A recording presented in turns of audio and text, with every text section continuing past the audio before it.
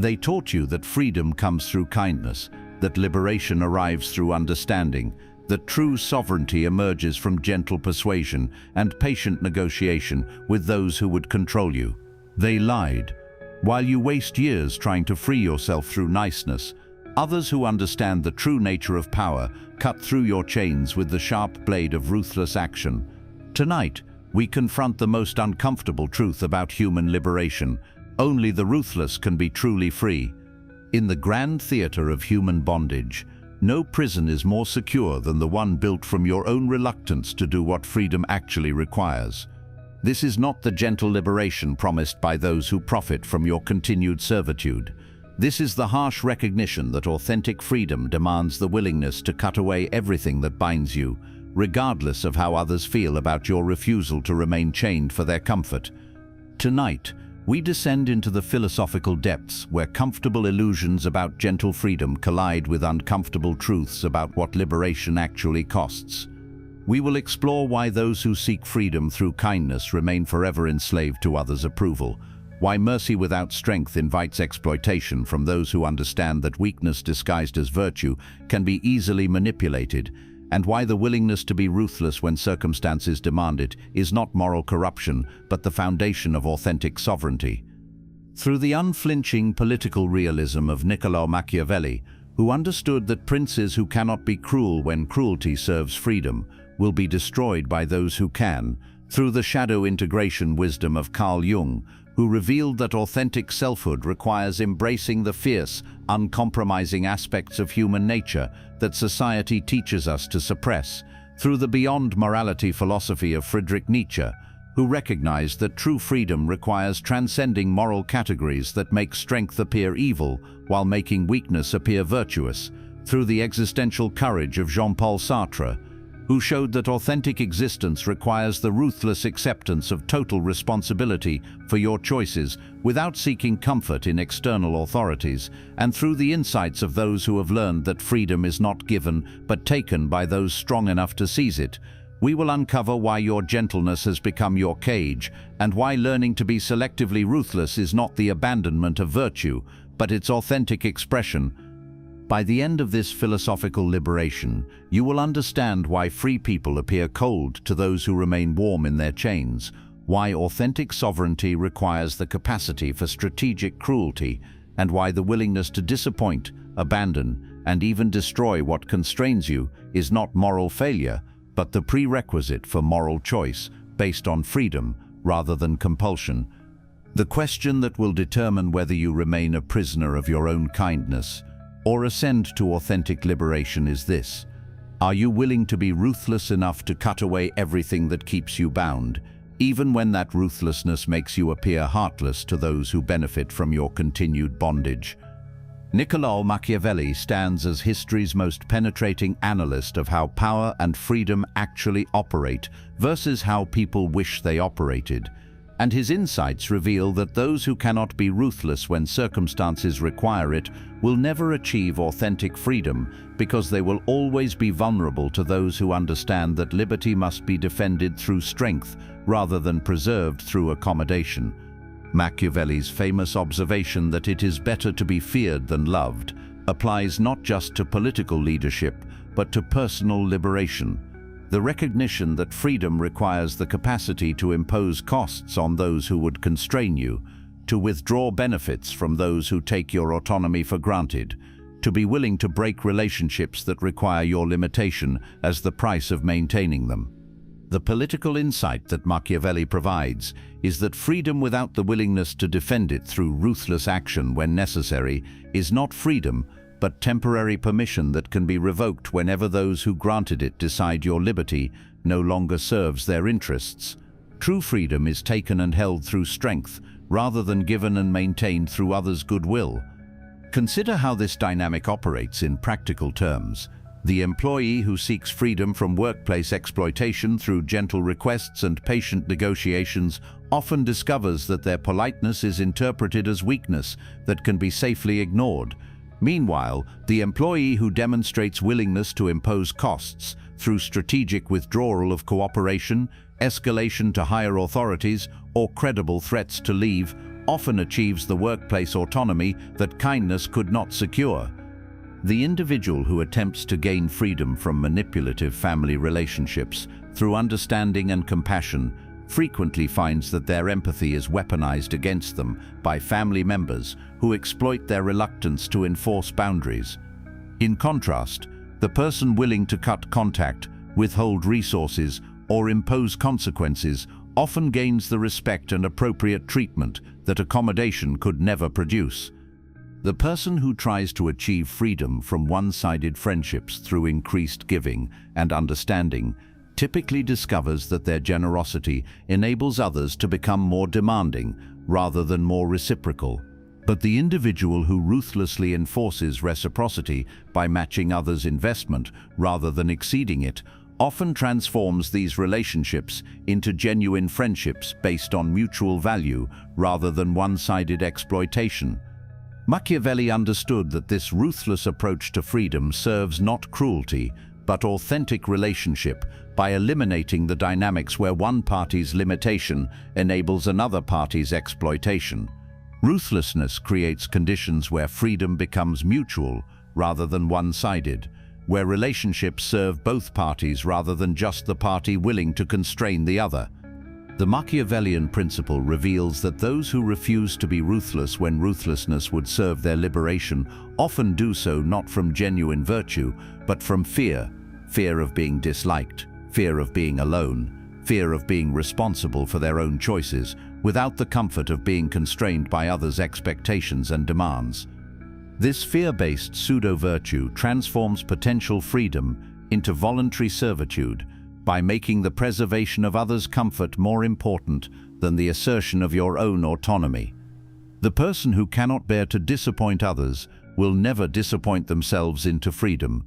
They will always remain bound by others' preferences for their limitation. Breaking free from this accommodation-based bondage requires developing what Machiavelli would call virtue, the strength to be gentle when gentleness serves freedom, and ruthless when ruthlessness breaks chains that gentleness cannot touch. This virtue makes freedom possible by making its defense credible to those who might otherwise test your boundaries to see if they can be violated without consequence. Carl Jung's exploration of the shadow reveals the psychological mechanisms through which the rejection of ruthless capabilities creates internal fragmentation that prevents authentic freedom by keeping essential aspects of your personality trapped in the unconscious, where they cannot be consciously deployed for liberation when circumstances require strategic hardness rather than automatic softness. Jung understood that individuals who maintain conscious identities based entirely on kindness, gentleness, and accommodation have not eliminated their capacity for ruthlessness. They have simply relegated it to the unconscious shadow, where it emerges through passive-aggressive behavior, self-sabotage, and sudden explosions that are more destructive than conscious ruthlessness would be. The person who cannot consciously access their ruthless capabilities when freedom requires them becomes psychologically enslaved to others who can, because they lack the internal tools necessary for liberation from relationships, systems, and circumstances that require the willingness to impose costs rather than simply absorb them. Jung observed that this shadow rejection creates what he called psychological inflation, the unconscious belief that being unable to be ruthless makes you morally superior to those who can access these capabilities when circumstances require them. This inflation prevents authentic liberation by maintaining the illusion that freedom can be achieved through purity rather than integration. The psychological insight that Jung provides is that authentic freedom requires shadow integration, the conscious recognition and acceptance of your capacity for ruthlessness, cruelty, and strategic destruction, not as qualities to be celebrated, but as capabilities to be understood and deployed when they serve liberation rather than limitation. This integration allows you to pursue freedom from a position of psychological completeness rather than fragmentation, from strength rather than weakness, from choice rather than compulsion. You can be genuinely kind to those who support your freedom while being strategically ruthless toward those who would constrain it, without experiencing internal conflict about apparent moral inconsistency. The person who has integrated their ruthless shadow can recognize when their kindness is being exploited to maintain their bondage, and can access their harder capabilities to break free from dynamics that serve others' comfort more than their own liberation. They become capable of authentic choice about when to be gentle and when to be firm, based on what serves freedom rather than what maintains comfortable relationships. Jung understood that this integration process requires confronting the uncomfortable truth that your avoidance of ruthlessness often represents not moral development, but moral cowardice, the avoidance of taking responsibility for creating the conditions you prefer, rather than simply accepting whatever conditions others create for their own benefit. The individuation process necessarily involves what Jung called owning the beast within, the recognition that your capacity for gentleness is meaningless unless balanced by your capacity for strategic cruelty, when gentleness would enable your continued enslavement rather than promote your authentic liberation. This ownership reveals that authentic freedom requires the integration of light and shadow, rather than the denial of shadow in favor of light. The person who can be ruthless when necessary becomes capable of genuine kindness when kindness serves freedom rather than bondage, choice rather than compulsion, authentic relationship rather than exploitative dynamics. The Jungian approach creates what he called moral sovereignty, the ability to hold opposing capabilities in creative tension, being kind and ruthless, gentle and hard, accommodating and demanding, according to what circumstances require for the preservation and expansion of authentic freedom, rather than the maintenance of comfortable bondage. Friedrich Nietzsche approached the relationship between ruthlessness and freedom through his analysis of master and slave morality, revealing that the inability to be ruthless when circumstances require it represents slave morality's attempt to make weakness appear virtuous, while making the strength necessary for liberation appear evil. Nietzsche observed that slave morality operates by creating moral frameworks that make those who cannot be ruthless appear morally superior to those who can be ruthless when freedom requires it. This moral inversion serves to keep the potentially free enslaved by making them ashamed of the very capabilities they would need to break their chains. The person trapped in slave morality believes that being unable to be ruthless makes them a better person than those who possess this capability, that their compulsive kindness demonstrates superior character than others' strategic firmness, that their accommodation of constraints represents virtue rather than the limitation that prevents authentic moral choice. This moral framework transforms psychological limitation into supposed spiritual advancement, making the inability to be ruthless appear to be moral development, rather than recognizing that this inability prevents the liberation that is prerequisite to authentic moral choice based on freedom rather than compulsion. Nietzsche's concept of master morality, in contrast, evaluates ruthlessness and kindness based on their freedom-enhancing versus freedom-diminishing effects, rather than on their conformity to moral categories that may prevent liberation from systems that serve enslavement, rather than authentic human development. The master can be ruthless when ruthlessness serves freedom, and kind when kindness serves freedom, without experiencing guilt about apparent inconsistency or moral confusion about using different approaches in different circumstances according to what serves liberation rather than limitation. This approach requires what Nietzsche called beyond good and evil thinking, the ability to transcend conventional moral categories that make ruthlessness always evil and kindness always good, that make accommodation always virtuous and boundary enforcement always selfish, that make being constrained always safer than being free. The person who develops beyond good and evil understanding recognizes that kindness toward those who exploit kindness to maintain your bondage actually enables their controlling behavior while preventing your liberation. That accommodation of those who require firmness actually harms both parties by preventing the authentic relationship that can only emerge between free individuals. Nietzsche's will to power manifests as the drive to overcome not just external obstacles but internal limitations that prevent the ruthlessness necessary for authentic liberation. This includes developing the capacity to cut away relationships, systems and circumstances that require your limitation as the price of maintaining them. The person with strong will to power refuses to remain enslaved by moral frameworks that make their liberation appear selfish, while making their enslavement appear virtuous. They understand that authentic virtue requires the freedom to choose virtue, rather than having virtue imposed through circumstances that eliminate other options.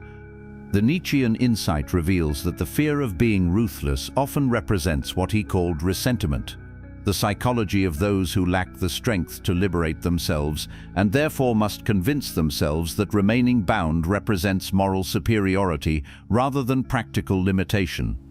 Breaking free from this resentment requires developing what Nietzsche called noble selfishness, the understanding that protecting your own freedom through strategic ruthlessness when necessary serves authentic human development better than sacrificing your autonomy to maintain others' comfort with your controllable predictability. The person who achieves this noble selfishness discovers that their freedom creates space for others' freedom as well, because liberated individuals can relate authentically rather than through the distorted dynamics that emerge when one party's limitation enables another party's exploitation. The practical implications of understanding that only the ruthless can be truly free extend into every area where your reluctance to impose costs on those who would constrain you might be maintaining dynamics that serve others' control more than your authentic liberation and development. In professional environments, the inability to be ruthless when necessary often manifests as accepting poor treatment, inadequate compensation, or unreasonable demands because you fear that standing up for yourself might damage relationships or create conflict that makes your work environment uncomfortable. This professional accommodation serves not peace, but the interests of those who benefit from your predictable acceptance of whatever terms they offer, rather than your strategic negotiation based on your actual value and legitimate needs. Your gentleness becomes their weapon for maintaining employment relationships that serve them more than you. The professionally liberated person learns to impose costs on those who would exploit their labor, time, or talents without fair compensation. They develop the willingness to withdraw cooperation when cooperation is taken for granted, to escalate issues when informal resolution is ignored, to leave situations that require their limitation as the price of participation. In personal relationships, the fear of being ruthless often creates dynamics where you accept one-sided relationships that drain your resources while providing little reciprocal benefit, because you've been trained to believe that good people never enforce reciprocity, never withdraw from those who consistently take more than they give. This relational accommodation enables others to remain selfish while feeling comfortable about their selfishness, because your unlimited giving makes their limited giving appear adequate by comparison. Your kindness becomes their justification for continued exploitation of your generosity and emotional availability. The relationally liberated person learns to make their investment conditional on appropriate reciprocity, to withdraw emotional and practical support when it's consistently taken for granted, to end relationships that require their diminishment as the price of maintaining connection with others who prefer your limitation to your liberation. In family relationships, the inability to be ruthless often enables dysfunctional patterns where family members learn that they can violate your boundaries, ignore your needs, or make unreasonable demands without facing meaningful consequences, because family loyalty supposedly requires unlimited tolerance regardless of treatment. This family accommodation serves not love, but the psychological needs of family members who prefer your predictable availability to your authentic autonomy, your reliable accommodation to your strategic selectivity about when and how you invest in family relationships. The family-liberated person can love family members while ruthlessly refusing to enable their dysfunction, can maintain family connections while enforcing standards of respectful treatment, can be generous while preventing their generosity from being exploited by those who mistake family relationship for permission to treat you poorly. The development of liberating ruthlessness requires what could be called strategic hardness, the ability to identify when your kindness is being exploited, to maintain your bondage, and to respond with appropriate firmness that serves your freedom rather than others' comfort with your controllable accommodation. This strategic approach involves learning to recognize the difference between authentic relationship that supports mutual freedom and exploitative dynamics that require your limitation as the price of maintaining connection with others who benefit from your constraint more than your liberation. Building liberating ruthlessness also requires developing what could be called freedom tolerance, the psychological strength to bear the discomfort that others experience when you stop accommodating their preferences for your limitation and start enforcing your authentic needs and boundaries. Most people who fear being ruthless do so because they cannot tolerate others' negative responses to their boundary enforcement, their reciprocity requirements, their refusal to accept treatment that serves others' convenience more than mutual respect and authentic relationship based on freedom rather than exploitation. Perhaps most importantly, developing liberating ruthlessness requires accepting that others will escalate their controlling efforts when their initial attempts to maintain your bondage through guilt, manipulation, or moral pressure fail to restore your previous accommodation patterns. The family member who cannot control you through mild disappointment will express deeper hurt. The employer who cannot exploit you through professional loyalty will question your commitment. The friend who cannot manipulate you through social obligation will challenge your character and moral development. These escalation attempts represent tests of your commitment to freedom versus your attachment to others' approval of your limitation. The person who cannot withstand increased pressure to return to accommodating patterns will never achieve authentic liberation because they will always retreat to bondage when the cost of freedom appears too high.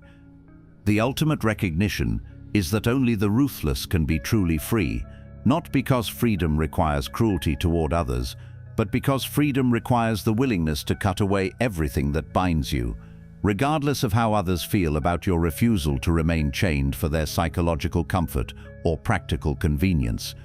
The person who masters liberating ruthlessness can be authentically kind to those who support their freedom while being strategically firm with those who would constrain it. They develop the ability to withdraw from relationships, systems, and circumstances that require their limitation rather than supporting their authentic development and expression. This mastery creates genuine autonomy because it eliminates the internal resistance that comes from trying to maintain others' comfort while pursuing your own liberation. When you become willing to be ruthless when ruthlessness serves freedom, every constraint becomes optional and every relationship becomes voluntary rather than compulsory. The choice that determines whether you remain imprisoned by your own kindness or liberated through strategic ruthlessness is ultimately about priorities.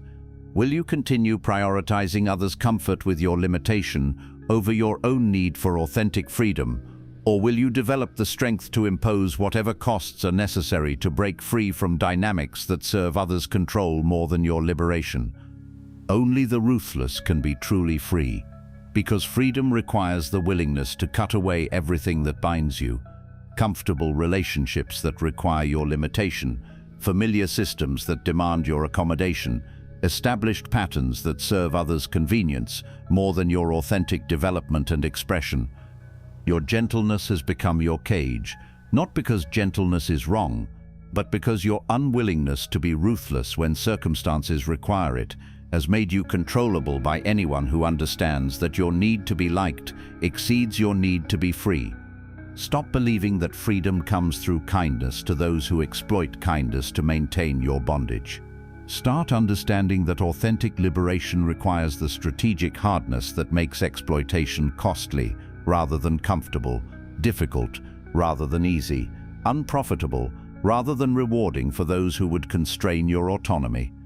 Develop the capacity to be ruthless when ruthlessness serves your freedom, to cut relationships that require your limitation, to withdraw from systems that demand your accommodation, to impose costs on those who would control you through your own moral conditioning turned against your authentic interests. Your ruthlessness is not cruelty.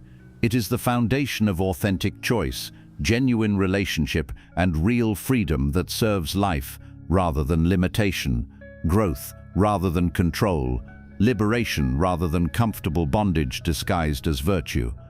The world needs people who are free enough to be authentically kind rather than compulsively accommodating, strong enough to support others' freedom rather than enabling their controlling behavior, ruthless enough to cut away what constrains them so they can build what enhances life.